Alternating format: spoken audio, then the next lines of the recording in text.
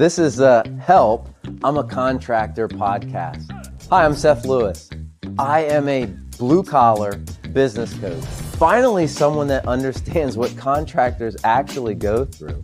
My goal and vision is to connect business owners with knowledge while tackling some of the industry's toughest challenges. Please subscribe to my content and let's support each other to create awareness for our industry. Check out what I have going on at www.bluecollarbusinesscoach.net. Check out my book that has helped business owners across the country change their business and their life. But for now, it's time for the show. Let's get it. Today on the show, I have Jacob Wolf from Blow the Whistle Contracting. We're going to be talking about how to communicate with customers and subs and making sure that the process is simple, smooth, and just makes raving fans. So without waiting, we'll bring Jacob on. Jacob, how are you doing today? Good. How you doing? Terrific. How's your week so far? Busy as always in the construction industry. The market is hot here in KC, which is as it is across America. So yeah, so just a little bit, tell us, where you're located, what you're involved in, your business, and just kind of give us a little bit of background of your story. Certainly. So we're located in it's called Lenexa, Kansas, just outside of Kansas City. I contract for a company called Archway Homes.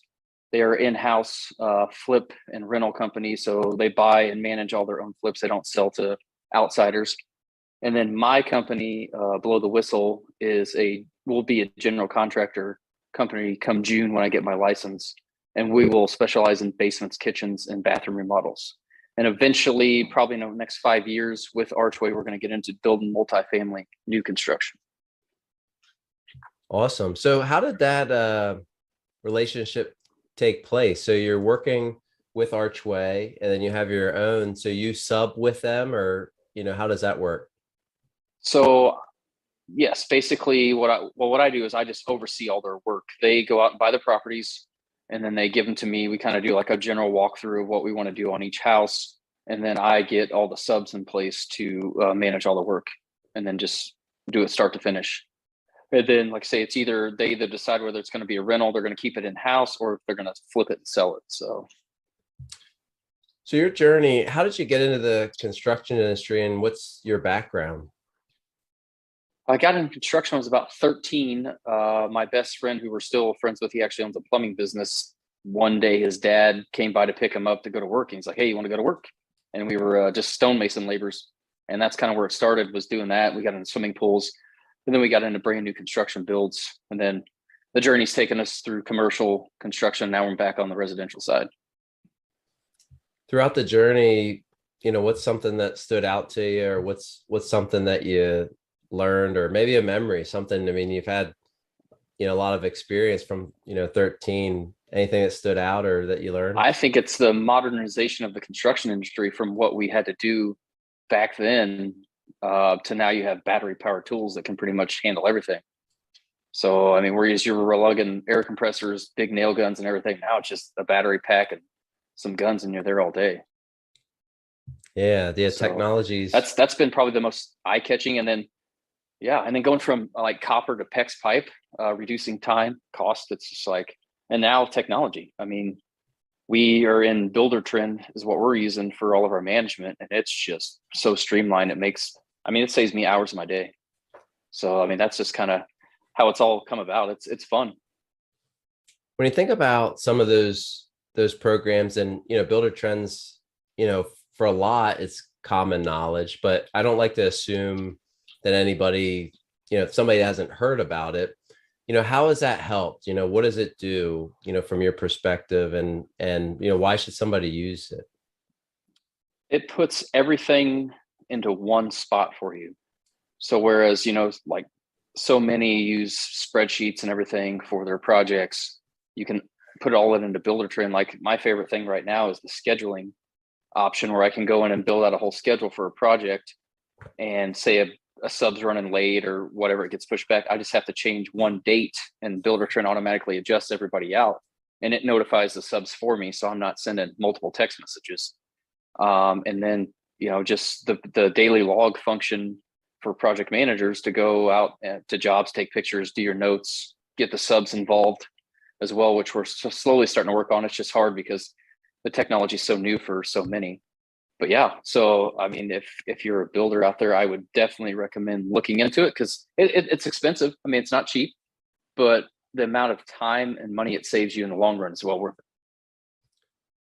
So tell us a little bit more about what your day-to-day looks like. So you said, you're overseeing crews, you kind of mentioned about, builder trend, what does your day-to-day look like? And then we'll start to look at, say, that communication, things that we talked a little bit about before, how you make a successful sub and project manager.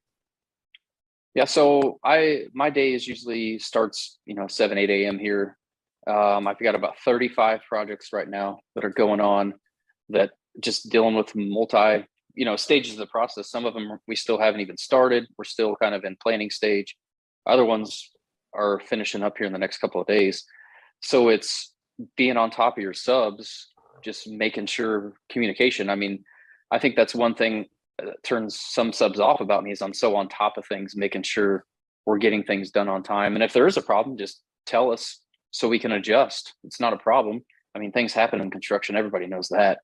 You can tear down a wall and you got to replace the whole thing. You thought it was only going to be, a tear down and replace. Now it's a whole wall to replace.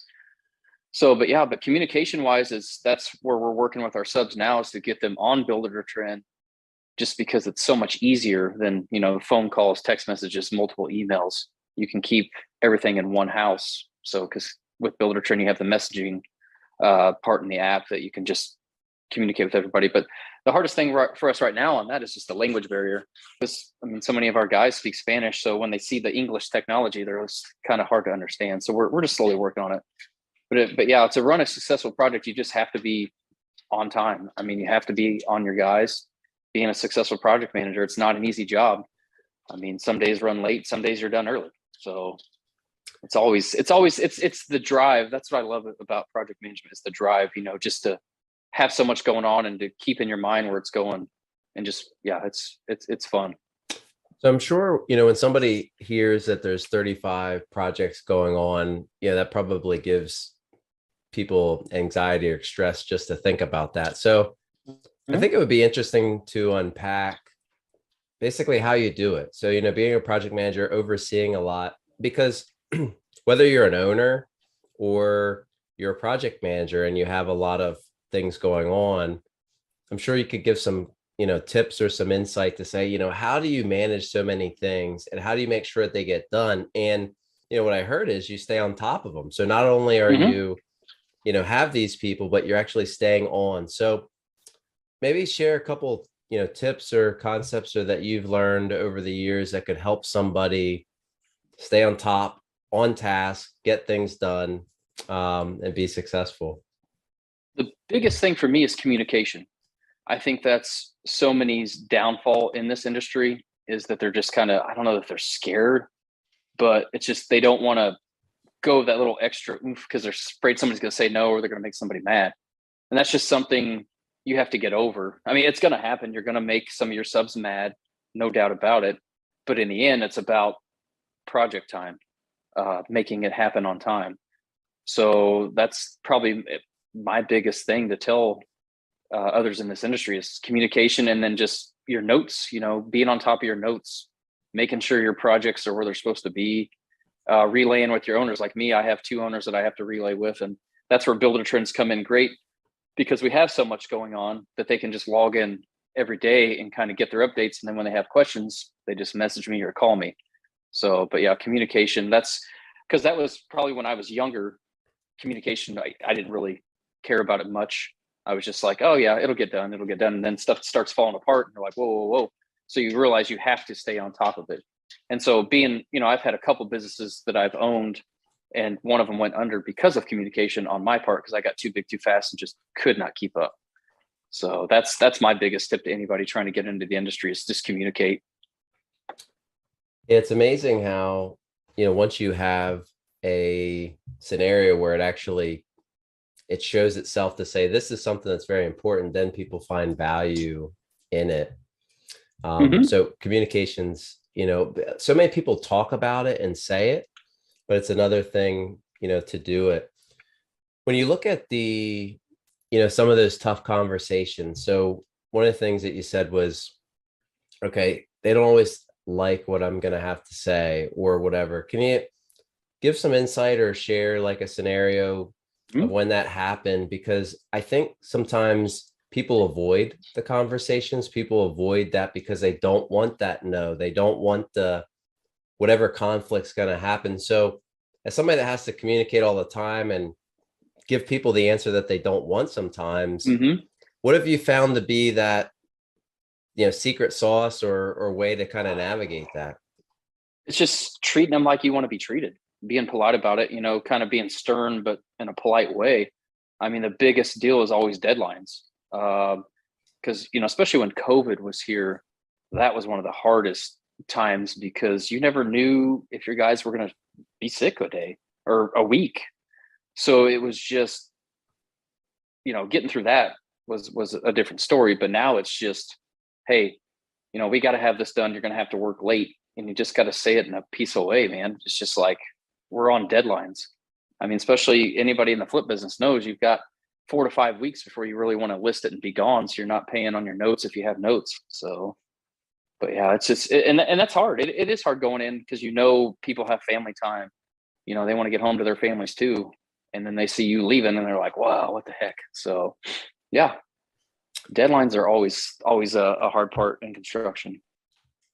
So how does somebody, navigate that? Because that's one of the things I see, people struggle with a lot of times. And I mean, you know, you seem cool, calm, and collected with it, but not everybody has that. Not everybody has that. Like, okay, yeah, you're gonna have to work on, the Uh, evening or Saturday to get this done and miss your kids, this or this. So, how do you, are there ways to improve that scheduling wise? Do the people know that? How do you maintain relationships? I know there's a lot to kind of unpack here, but I really think it's a hot topic because especially in the world, and I, I just want to connect this because in the world today, not just in construction, but all over, everybody's talking about, quality of life and the work from home and getting construction is obviously a little bit different with the work from home, but just that quality of life and choosing the work that energizes you. And it's not exactly like the office and construction. So I get that. But there still is this thing to say, you know what, it's just not worth it for me to miss out on this or to have to work that overtime. So I think it's important to have a discussion around how do you make sure that your staffs and your subs can push and can hit the deadlines because we know they're important, but how do you still maintain a little bit of balance? Because that's been a hot topic in all industries.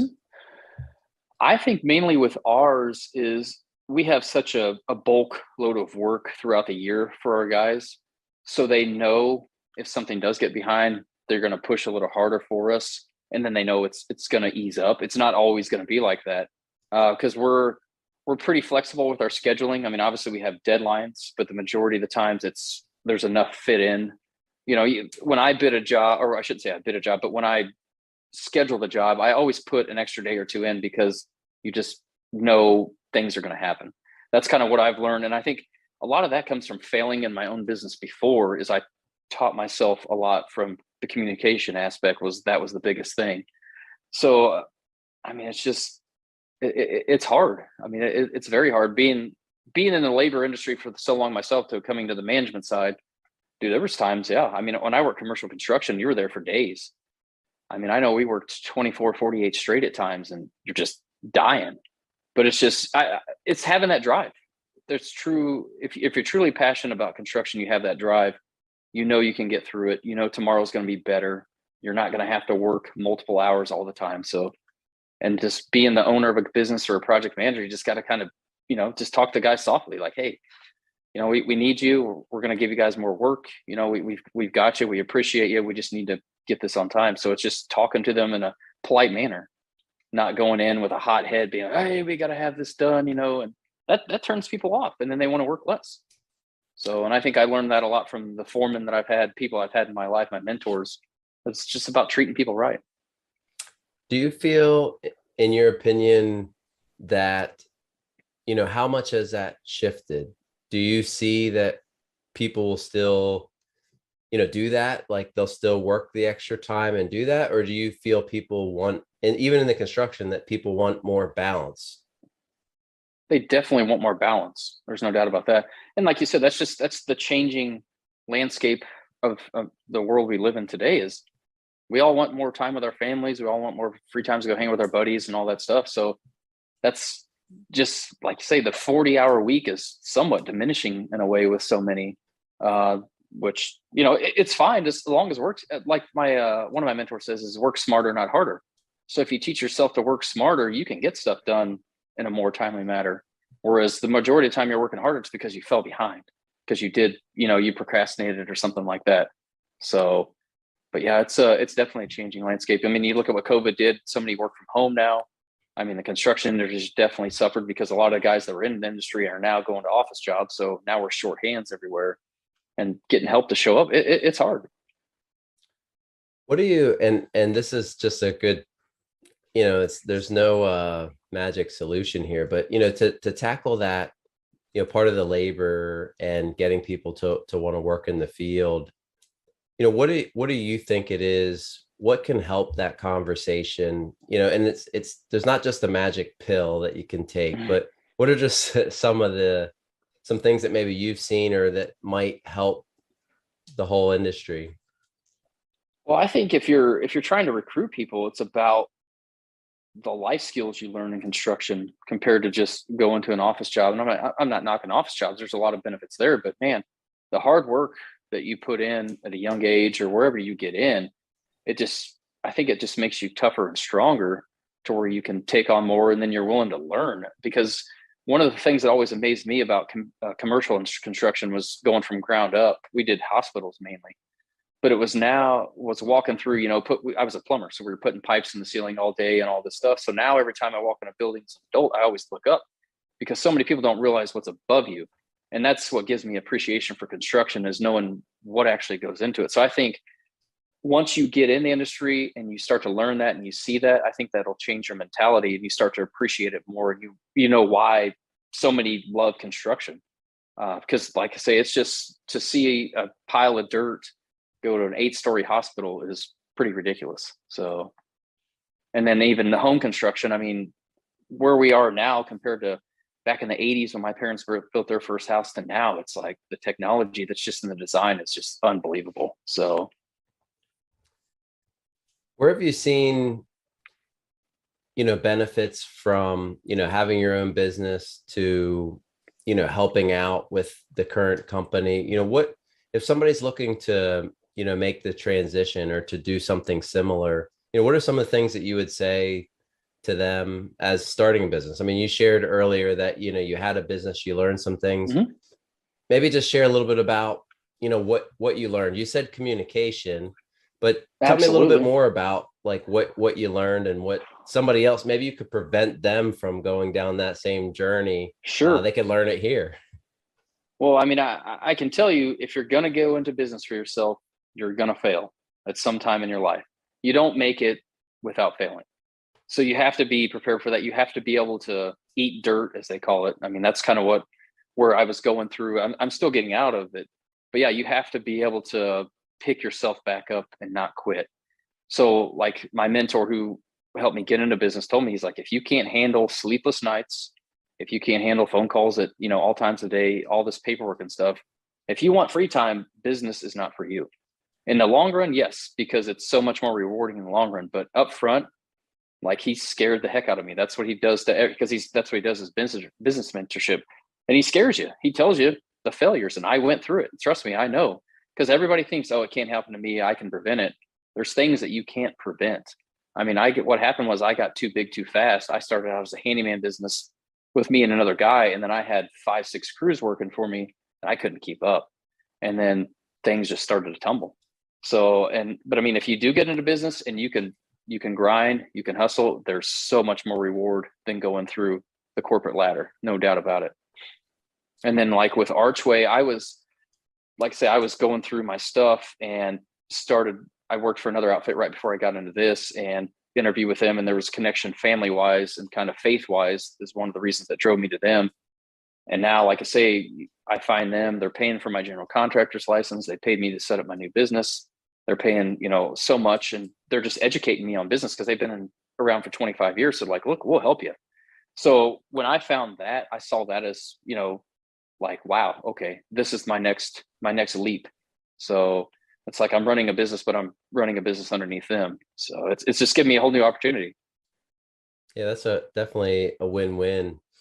When you look at scaling, I believe a lot of people have that same feeling. So especially right now in the world, there's like more work than people can do. People would say if they double the crews, they could get that much work. It's just work's abundant, at least at this point in time. And it's been like that for the last at least 2 years. It just got crazy in the construction world. So, when you look at that, what are some things that you think can help get through the scaling part? If you have any thoughts or tips, because as you go from 2 people to 4 people to multiple crews, what did you see? What were some of the challenges, and what would you recommend to get through some of those? Well, you definitely have to have trustworthy people. That's number one. I mean, and more than likely, you don't want to hire your friends, your family, because it always gets weird. I mean, there's just things that if you've never worked with family or stuff, you don't understand it. But I mean, we'll be right back to the show. I want to invite you to my Blue Collar Mastermind group. This is a group of blue-collar business owners who share input on tough topics, support, celebrate, and learn from each other. The world's best business owners, leaders, actors, athletes, and musicians all have coaches or are part of a similar group to grow and succeed. If you want more from your business, have limited time, don't want to break the bank, this group is for you. Learn more and apply to the group at bluecollarbusinesscoach.net. But I mean, if you're going to scale a business, you got to have people that are responsible. You got to have people that are involved like you are, because it's being a business owner. Your drive is not like everybody else's drive. It's your business, so they don't see it as their business. So if you can find the right people that, believe in your business, believe in your dream, and want to help you, that's how you're going to grow. And then, I mean, the contractors, that's the hardest part, because there's, like I say, everybody wants to show up for a paycheck, but so many of them don't want to do the work right now because it's just so rich everywhere. So yeah, I mean, scaling a construction business is very hard. I mean, like you said, the work is there, but it's just the people that'll show up. I mean, I've had guys that show up for a couple of weeks and then they disappear on me, and it's like, oh. So now I still get my hands dirty. Don't get me wrong. I'll still jump in when I have to, but yeah, scaling a construction business it's hard. It's very hard, because like one of my biggest things that I found out was through clients is that people just weren't even working on the job. They'd show up and they wouldn't do anything. So like, you got to hire project managers that are going to stay on top of your guys. I mean, that's kind of like where I'm at now, and what they like about me that they had a problem with before was things weren't getting done on time. Because I'm a 4-week person, like on a flip house, it's 4 weeks and we're done. There shouldn't be any excuses. So, but yeah, just scaling a business, just be careful. That's all I can say. Because I tried to scale it and I got burned. On the project management side, so when you talk about, it's, 4 weeks and then it's flipped. I mean, a lot of people probably want that, but they might not know how to do that. So what does that look like? Is that checking in daily? Is it checking in weekly? Like, what's your kind of process, or what have you found that's been successful? So mine is usually daily. Like, so I have 35 projects and I kind of have them all like down into the fives, 5, a quad here, or a 5 here, 5 here. And it's all like, all 5 of them are in the same same state of remodel is what I try to do. So like, say we're starting 5 this week. I know it's going to be all demo. So pretty simple. Don't have to really check on them. Go out there once. I usually go out there on a Monday when it starts and a Friday when it's finished. And and then I've got, like, we're in paint stage on a lot of them. So they're doing knockdown textures, painting, trim, doors, all that stuff. So that one, you just got to kind of keep up on to make sure everything's the right colors. We're moving along. And then you start getting into your tile, your bathroom finishes. And that's when it gets real difficult because there's so many moving parts. I mean, you got plumbing in there first, you got your tile, then you're setting vanities, backsplashes, all that stuff. And then going down the line, doing your finishes, your fans, lights, just making sure. And so I order everything for the project beforehand, so it's on site, so my guys aren't having to leave the job. So that's on me. So I have to make sure, double check, triple check with my reps. We use Home Depot here a lot, so just making sure everything shows up on time, and then it's doing that final walkthrough, and just it's just keeping on time, man. It's hard. There ain't no doubt. But so like my thing is if you can create a schedule, because every project with us is pretty much the same. We may not do this here, not do this here, but all of our materials the same that goes in the houses. Finishes are all the same, so it makes everything easy. But if you can develop a schedule system like that, that makes your life easy. Because I know, okay, I got to hit these 5 projects today, these 5 projects, yada yada yada, on down the line, and I know just stage wise which days I'm going to have to work harder and which days I can work from home. Because mainly I'm remote most of the time, so. Are most of these with Archway, are most of those flips, or is that primarily what you do there, or is it new construction, or both? So it's all flips currently. They buy somewhere between 3 and 6 houses a week. And it's pretty much the same on every one. Like I've been here 2 months working with them, and I've kind of learned it's just, hey, we're gonna demo everything, all the flooring out, yada yada yada. We're gonna paint. We're going to put knockdown if there's popcorn. Everything's going to be the same color, finishes, everything. So yeah, with us, it's pretty simple. Like if you were a project manager just getting your feet wet, this would be an easy job because the ordering's the same. I mean, I've created lists on Home Depot. I can literally just get on, click all my stuff, boom, shoot it to my rep, and it's delivered in a couple of days. So, but like on a bigger scale, like if you're doing home construction, new home construction is kind of the same, just depending on how they flip around your the layouts and stuff, but your finishes are more than likely going to be the same what a builder package offers. So yeah, but I mean that's one of the, I saw a good in at Archway was because of, I'm like, it was kind of scattered when I first started, but now I've got everything built to where the owners could order the stuff if they had to. So but yeah, that's another thing about going back to what you're saying, like scheduling is putting processes in order.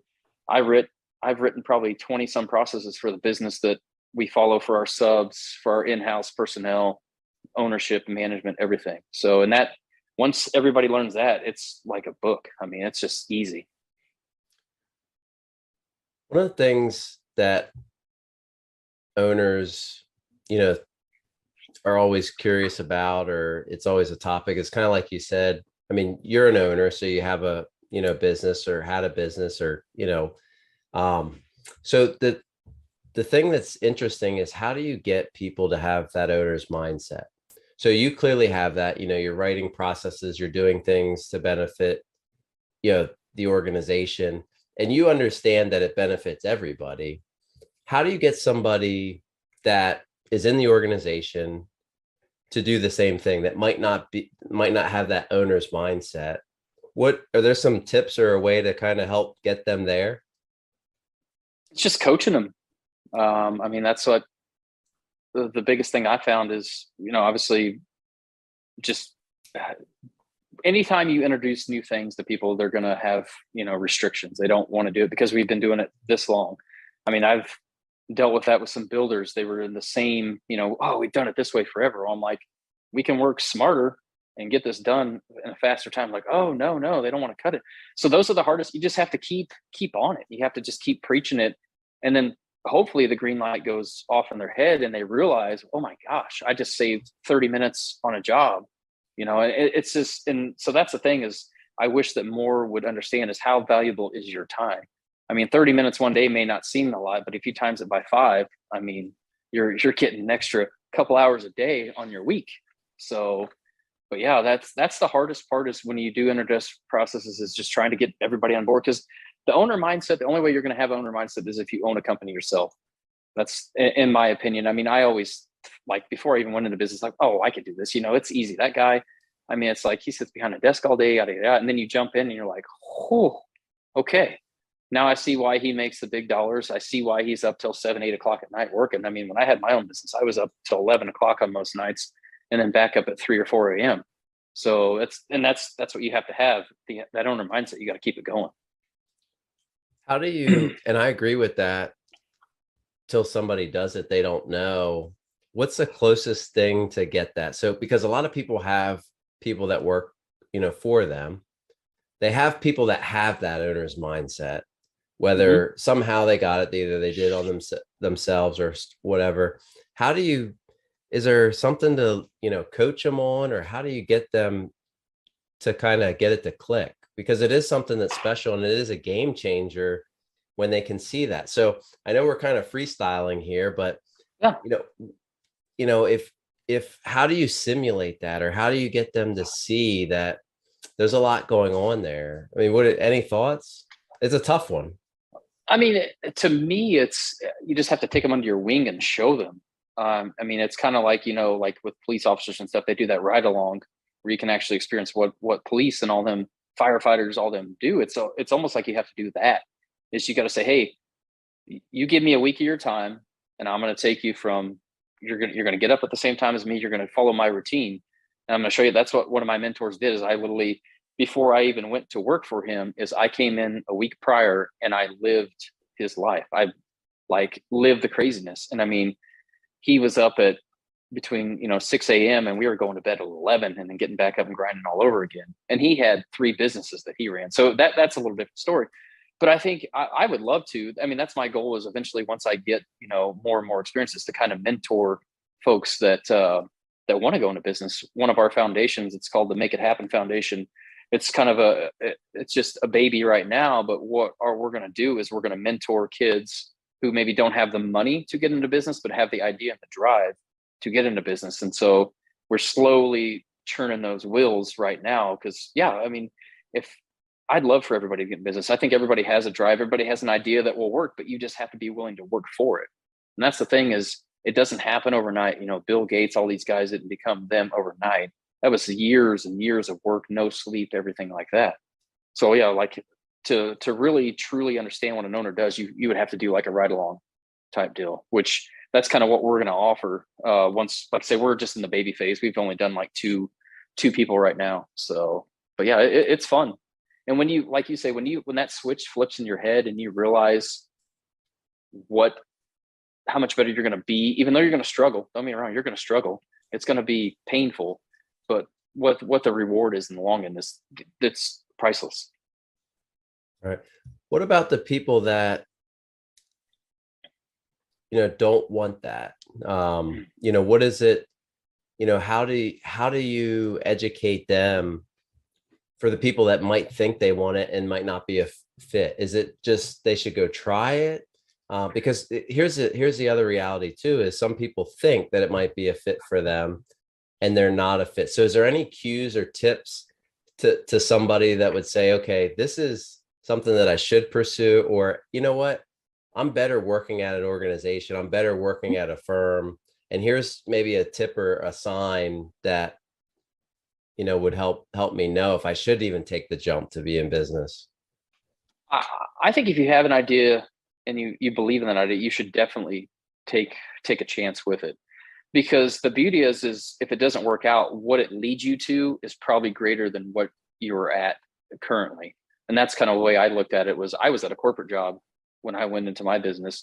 And I didn't do well with my first business. There's no doubt about it, but it's led me to better opportunities now.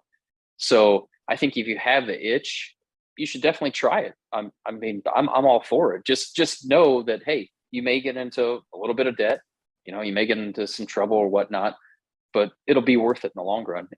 But then again, it's like, if you love the corporate lifestyle, you love being able to have your free time, you love going to happy hours, all that fun stuff, then stick with it, because you're needed everywhere. There's no doubt. There's a space for everybody.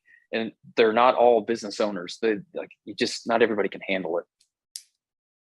Yeah, definitely. Just a couple, quick fire, questions. The construction industry would be better if everybody moved over to Builder Trend. I'll be honest with you. I've been in this stuff my whole life, and I've never seen anything that made my life easier. I've got old school GCs here in Kansas that are we're pen and pad guys, and they're even on Builder Trend now, and they're like, where's this been my whole life? I mean, seriously, I think it's going to revolutionize the technology of the construction industry. I really do. People just have to get on it. Yeah. You just gotta, it's so hard. I mean, it really is. When I went up to their training class, and I was with guys from like Wyoming and Montana and stuff, that are out in more rural areas. And they were just like, man, I just don't know. But then by the end of the 2-day class, they're like, okay, now I can, I'm saving. Like one guy, he was still using Excel spreadsheets or everything. So, but yeah, I think construction would be so much better with Builder Trend. I'm not even saying Builder Trend's the goal. It's just what we have right now. But everybody can learn that and see how easy it makes your day, your job, in like your clients, the day-to-day interaction with your clients. It makes it so much easier for them because you're not calling them on the phone. They can log into their portal and see where their house is at. I mean, so it's awesome. I can build a blank in my sleep. I could build a house in my sleep. I've been in it so long. I mean, I would say more I could build a hospital in my sleep, because the commercial construction just, it turned me on more than anything. I mean, you like you say, because your houses are always pretty much, cookie cutter. But when you get into building hospitals and they go from an 8-story to a 14-story, something like that, that's when stuff gets fun. But yeah, I could definitely, I could plumb a hospital. I shouldn't say I could definitely plumb a hospital in my sleep. That's a cool one. My biggest challenge is blank. Man, I would say communication truly is. It's still kind of, I mean, I'm good at it, but I still have times when I just kind of slip, and I work on it every day. I mean, it's just, it makes, when you realize communication, how it makes everybody's lives easier and you're less painful, that's when you're like, whew. But I can still work on it. I can always get better. Biggest skill? Biggest skill is management. Absolutely. I've been through so much now. I don't know it all, but I know a lot. I know enough to where I can manage. Like say right now, I still have a property management business. I'm doing stuff for Archway and then starting my new general contractors business. So yeah, I love it. And it's the people that really get me more than anything. It's the relationships that we get to build in this industry, because so many are different. It's fun. It's fun to learn new ideas. So cabin or beach house? Oh, beach house. 100%. Ford or Chevy? Oh God, Ford, just because my brother-in-law works there. I would say GMC. I'm more of a GMC guy. Okay, anyway, all right. So, yeah.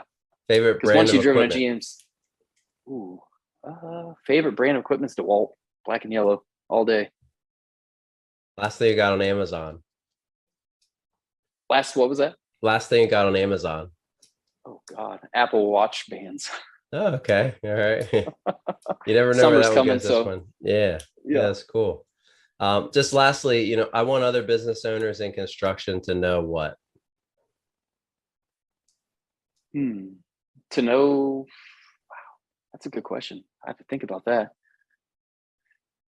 I would just say technology changes your life. Technology makes it easier for you. I mean, if you're not into technology, you should definitely scratch it, because once you see what it can do for your business and the profitability of the business, it changes your life. I mean, it truly does. Like I'm so all about Builder Trend that I just can't stop like glowing about it, because it's made my life so easy. I mean, I have 35 jobs and I can look at any job and know the status with a click of a button.